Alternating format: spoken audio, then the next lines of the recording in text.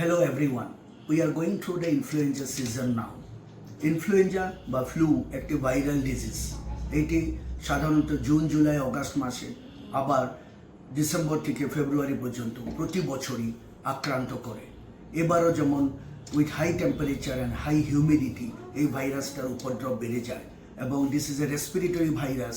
সাধারণত জ্বর সর্দি কাশি নিয়ে আসে, চোখ থেকে জল পড়ে, দুর্বলতা হয়, অনেক সময় শিশুদের স্টমাক এলিমেন্টস হয়। সাধারণ শিশুরা এতে হাই ফিভার হওয়ার জন্য প্যারেন্টস ভয় পেয়ে যায়। জ্বরকে ভয় পাবেন না।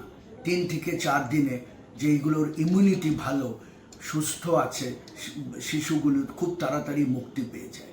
ফিভারের থার্মোমিটারে ডকুমেন্ট করুন, 103, 104 পর্যন্ত জ্বর বেড়ে যাচ্ছে। ওয়ান্স ইট ইজ মোর দেন 100 আপনি প্যারাসিটামল জ্বরের জন্য খাওয়ান। আর এটা 4 থেকে 6 ঘন্টা পর পর সাধারণ কিছু খাদ্য খাওয়ার পরেই প্যারাসিটামল দেওয়া যেতে পারে।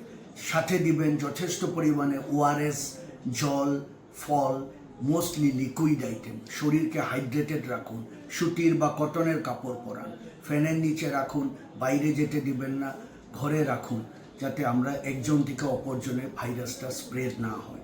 Below 5 years children, pregnant mother's এবং অ্যাভাব 65 ইয়ার্স যেটা সিনিয়র সিটিজেন্সরা আছে, এতে ভাইরাসে আক্রমণটা খুব তাড়াতাড়ি হয় বা অনেক ক্ষেত্রে সিভিয়ার হতে পারে। তো ভ্যাকসিন প্রিভেন্টেবল ডিজিজ এটা, আর তার জন্য ভ্যাকসিনও উপলব্ধ রয়েছে। আমরা সবাই একত্রিত হয়ে যদি এই ফ্লু থেকে মুক্ত পেতে পারি, অ্যাওয়ারনেস করুন, আর এতে প্যানিকই হবেন না। যদি 3-4 দিনেও জ্বর কমছে না, নিজের যেটা সামনে চিকিৎসালয় রয়েছে বা শিশু বিশেষজ্ঞর কাছে আসুন। Together we can beat this influenza which is causing very high OPD turn over. আর এই বাচ্চাগুলো আমাদের সাধারণত ফুললি রিকভারেবল।